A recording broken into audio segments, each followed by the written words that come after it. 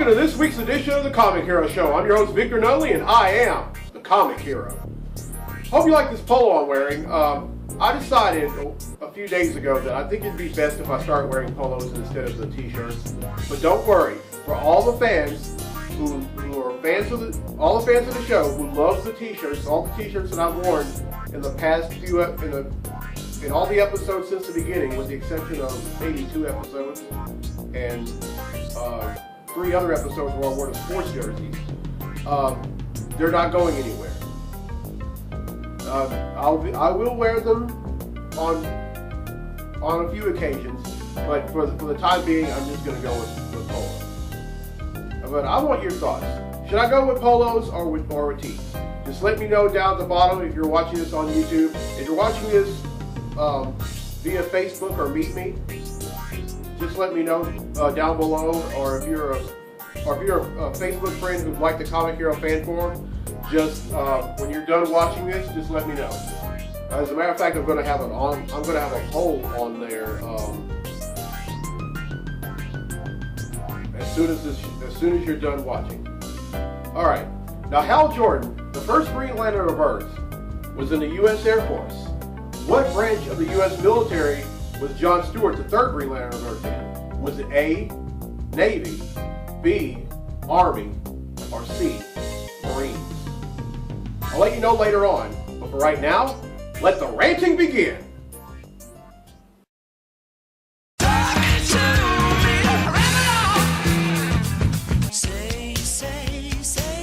What you talking about, Willis? Now, in episode 32 of the Comic Hero Show, I had a co-host. Of course, his name was Isaac, and I think he did a great job. But I'm not going to talk about that right now. I'm actually going to talk about his mom. If you noticed in episode 32, she was very pregnant. Well, I'm happy to say that this past weekend, she gave birth to a baby boy, and his name is Zane. So congratulations to Chris, and congratulations to both Isaac and Levi. They have a little brother now. All right, next thing I want to talk about is Guardians of the Galaxy. It comes out this weekend. I was going to see an early at the Tinseltown Theater here in West Monroe. It was going to come out a little early at 8, but the only problem was it conflicted with my job. So I'm going to see it. Well, right now it's the latter part of Thursday night, but I'm going to go see it tomorrow, and I'll let you know how my thoughts on it and what I rate it as in next week's episode. The next thing I want to talk about is Comic-Con 2014. There was a lot of awesome things that were seen. Of course, we saw some photo stills from Avengers: Age of Ultron, which comes out next year. And I think it's going to be a great movie, but for all those who, like me, have read the miniseries Age of Ultron, it's absolutely nothing like that. This actually talks about the origin of Ultron. And of course, Ultron is going to be played by James Spader, who we all know who of course was famous for first playing Daniel Jackson in his Stargate movie in 1994. And then there are also going to be some other returning cast members, like Chris Evans is going to be playing Captain America. Robert Downey Jr., Iron Man, Chris Hemsworth, Thor, Scarlett Johansson, Black Widow, and Jeremy Renner, Hawkeye, and Mark Ruffalo, Dr. Bruce Banner, and the Hulk. I think it's gonna be a great movie. It's gonna come out in about a year, but I think it's going to be even. I don't know if it's going to be bigger than the Avengers, because to be honest, I don't think that's anywhere possible, because Joss Whedon outdid himself by co-writing the screenplay and directing it. But I think it's gonna be great. It's gonna do the comics version of Ultron a lot of justice. And speaking of justice, They were also talking about the new movie coming out in 2016 called Batman versus Superman: Dawn of Justice, and Gal Gadot from the Fast and the Furious movies. She's playing Wonder Woman, and they had they unveiled a picture of her wearing the Wonder Woman costume, and she looks amazing. It may not be the red, white, and blue, and sometimes gold of Wonder Woman, but I mean it's still great. And then also, I never mentioned this on any episode before, but Jason Momoa is playing Aquaman, and I think I know which Aquaman they're going to go with. They're going to go with the Aquaman back in the '90s, who had the long hair and the beard, and then didn't have and lost one hand and had that harpoon. I think that's the Aquaman they're going to go with. That's just my personal opinion, but that's what I think. There's a lot of great things that were going on at San Diego Comic-Con, but I didn't go, but I did read some stuff. I did read some stuff about it, all the things that were happening. And speaking of comic book conventions, in late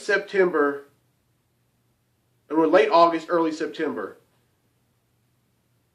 if I have anything to say about it, I'm going to go to this annual comic book convention on the Texas side of Texarkana called Arklatex Comic-Con 2014. It's every year in Texarkana. I had a chance to go last year, but it conflicted with my old job. But with this new job that I have, I don't think it's going to have any conflicts at all. As a matter of fact, I'm in the process of planning for that episode, and I'm going to try to do some interviews with some of the celebrities who might be there. As a matter of fact, Big Tiny from The Walking Dead was at Arklatex Comic-Con last year, so there's probably no telling who's going to be here. Is going to be at it this year. All right. Last thing I want to talk about. Of course, you all heard about Donald Sterling, the soon-to-be former owner of the Clippers, is whether he likes it or not is not going to be able to block the sale of the Clippers. Of course, Steve Ballmer, former CEO of Microsoft, months ago had wanted to buy the Clippers from Sterling's wife Shelley for $2 billion. So in other words, Sterling has to give up the Clippers whether he likes it or not, and Steve Ballmer will become the new owner. So, I mean, I may not be a Clippers fan. Of course, I'm a Dallas Mavericks fan. I mean, everybody who's watched this show or anyone who knows me personally knows that. But, I'm happy for the Clippers organization. They finally get to move forward. The one thing about it, I talked about this in episode 27. Sterling, it's like he took responsibility, or better yet, he's not taking responsibility for it. The way he's going about it is like, oh, okay, I said it, but I'm not going to give up the team, and I will sue the NBA. Sue them for what? For firing you for making racial remarks? Grow a pair. All right. That's all I want to talk about. In this week's segment of DC versus Marvel, the first one in 2 weeks, it's Black Lightning versus Electro. Let's go! Are you man enough, big and bad enough? Are you gonna let them shoot you down? Welcome back to DC vs. Marvel. This week, it's Black Lightning vs. Electro. Black Lightning is a metahuman who was born with the ability to generate and magnify external localized electromagnetic phenomena by manipulating intense bioelectric fields generated by his body. This is a power that he internalized and kept hidden for much of the early part of his adult life. Exactly how much electrical energy Black Lightning can generate is unknown, but he can easily stun or kill a man with his internal powers. He can also generate a powerful electromagnetic force field capable of stopping projectiles. However, This act requires considerable effort and concentration. He has demonstrated the ability to create electromagnetic repulsion field, which grants him limited flight capabilities. He also maintains his Olympic level physical conditioning, giving him above average speed, strength, and stamina. And under Batman's tutelage, he has become a highly skilled hand-to-hand combat and martial artist. Electro can generate massive quantities of electricity, theoretically up to approximately 1 million volts. He can employ this electrostatic energy as lightning arcs from his fingertips, and his maximum charge is more than enough to kill a normal human. When his body is charged to high levels, he can become superhumanly strong and fast. He can also glide over power lines by using the electricity contained therein for propulsion, as he has on occasion been shown to actually ride on lightning bolts. During a stint in prison, Dr. Octopus gave him the ideas of ionizing metal and sparking the petroleum in the fuel tank of a vehicle as a way to generate explosions. He could also charge himself up to make himself more powerful. He can also absorb the energy of electrical equipment such as a power plant to increase his powers further. Who would win? Together they could sap all the electricity out of an entire small state. Electro and Black Lightning would try to manipulate powers against each other at first. Electro would later try to absorb Black Lightning's powers, in which he does. Just as Electro is basking in what he believes to be a defeat, Black Lightning grabs a fire extinguisher and blasts Electro with it. Electro loses his powers long enough for Black Lightning to deliver a final blow via roundhouse kick. Black Lightning wins. And that concludes this week's segment of DC vs. Marvel. Well, I hope you enjoyed this week's segment of DC vs. Marvel, and next week I'll try to have another one. Alright, let's get to the comics I bought this week. Comic books I bought this week.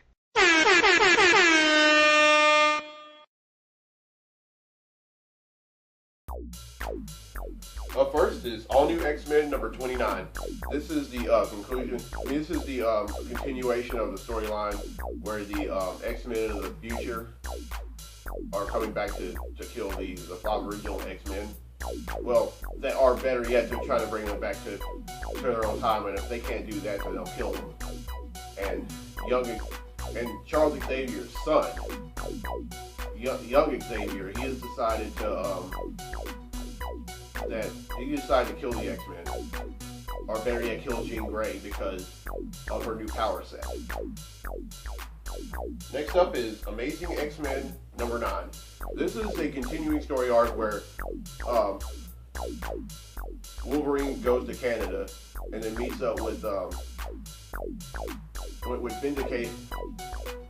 Vindicator of Alpha Flight, and somehow when he gets there, he ends up being attacked and kidnapped by a whole bunch of Wendigos. Now before we always thought there was just one, but no, there's more than that, and it's up to the other members of the Amazing X-Men to come save them. Next up is Guardians of the Galaxy number 17. In this story arc, we find out in this story arc, Captain Marvel. It's up to Captain Marvel to save the Guardians from after they'd all been kidnapped and relinquished, and now they don't have the use of their powers. And like I said, it's up to Captain Marvel to save them, who is also the newest member of the Guardians. Next up is Uncanny Avengers number 16. This is a continuing story arc where the Uncanny Avengers go up against the Apocalypse Twins. And along the way, Rogue has decided, well, both her and Sunfire have decided that to stop the Scarlet Witch after it's found out that she's somehow aligned herself with the Apocalypse Twins, and wanted to alter reality to the point where once again the humans are the endangered species and the mutants are the dominant species. And this is a great book. And then also Thor is really Thor is responsible for all this happening, because the Apocalypse Twins went back centuries ago when Thor wielded the axe called Yarnbjorn, and they went back. They stole the axe and have tried to warp reality to what the way they want it to be. And this time they're almost there with the help of the Scarlet Witch. Next up is Avengers World number 6. Well, number 5, excuse me. Oh no, I was right the first time. Number 6. In earlier issues, we found out that the organization AIM, who is an evil science organization, had kidnapped one of the members of the Avengers named Smasher and brainwashed her to the point where she's now a member of AIM. And it's up to the Avengers to go and save her. But in this book, we find out, the spotlight is put on certain Avengers. Like last issue, the spotlight was put on Manifold because after the Avengers were going up against the Builders, his powers had been relinquished, and every time he teleported, it seemed like he was teleporting somewhere else and not the place that he wanted to be. And with the help of certain other members of the Avengers, he was able to he had discovered that it was just anxiety, and he overcame it, and now he's back there than ever. And in this issue, the spotlight is put on Hyperion. A lot of folks say that Hyperion is Marvel's answer to Superman. I disagree. He's a lot stronger than Superman. If you don't believe me, go back and watch Comic Hero episode 18, where I did the first ever edition of DC versus Marvel, where I put Superman versus Hyperion, and you be the judge. Next up is Teen Titans number 1. This is the new series that takes place only days or weeks after the old series concluded, and this book has a few of the same members. I mean, it's Red Robin, Wonder Girl, Bunker, Raven, and Beast Boy. But unfortunately, all who's not on the team is Superboy, because the Superboy that they knew actually died in the Krypton Return story arc that spawned. I mean, that was in all the Super books. And Kid Flash and Solstice were in prison in another time. So, and then Skitter had decided to move back to her hometown to try to regain her life. But this team, we don't know. I mean, this is pretty. I think this team is legit. I don't think it's going to. It's a team full of scrubs. I think this is going to be a great book, and it's written by Will Pfeiffer and art by an awesome art by Kenneth Rocafort, and I can't wait to read this. And lastly, Mighty Avengers number 9. In previous issues, we find out that Gideon Mace, a criminal mastermind who had murdered the family of White Tiger and almost killed her brother Hector, who was previously White Tiger before she was out of prison, and White Tiger is very angry about it, and she tries to go after and wants to go after her, but then she's influenced by her amulet that gives her powers, and almost to the point where Ava Ayara, who is who's the White Tiger's real name, doesn't even exist, and the Mighty Avengers try to help out. In this issue, we finally find out who Ronin is. I'll give you a hint who it is. Ronin, the person who's Ronin, is actually somebody we've seen before. As a matter of fact, this Marvel character has come out with 3 movies and had their own television series on Spike. Now, I probably gave too much of that away. If you're watching this and you happen to know who that is, just let me know down below, and next week I'll let you know if you're right or not. Okay, that's 7 I bought, which brings the total number of comics that I bought since December of 1997 to 6,334.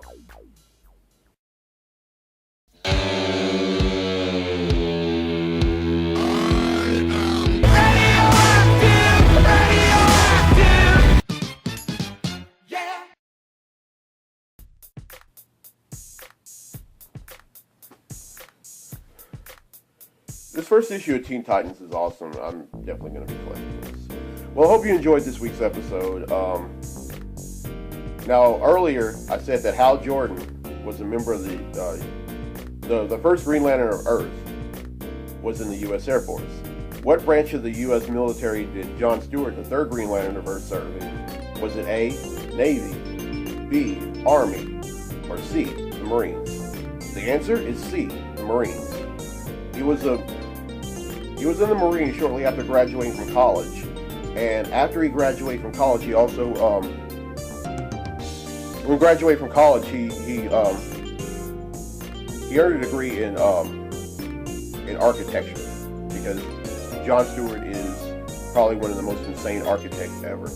I mean, he is, as a member of the Green Lantern Corps, he is back on Oa. He constructed a whole lot of buildings, a whole lot of structures, and then when they moved to Mogo after Oa was destroyed by Relic, he did the same for them over there. Okay, as before, as I said earlier, if you like the polos, if you want me to if you want me to wear these polos, if you think I should wear these polos as opposed to tees, I'll do that. But I also said that there will be on certain occasions where I'll be wearing the tees as well, but not very often. This episode was much better than last week, I can tell you this much. And if you have any suggestions, just let me know via Facebook or meet me, or if you have my phone number, call or text me and let me know. And next week I'll be talking about Guardians of the Galaxy and what I think of it. Alright, I'm Victor Nunley, I'm the Comic Hero. We'll see you next week. Till then, be safe, be blessed, be a hero.